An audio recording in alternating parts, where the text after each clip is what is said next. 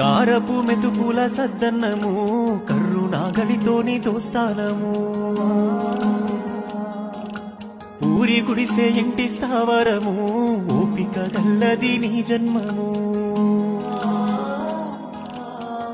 నాన్న చెబుతున్నా నీ కథగానము కల్లార చూసిన నువ్వు పడ్డట్టి కష్టము కష్టాల కావడి చిన్నప్పుడెత్తుకున్నవు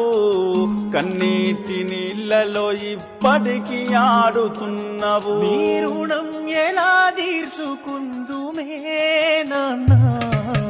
నాన్న నువ్వు లేకుంటే నా పానం ఏడిదే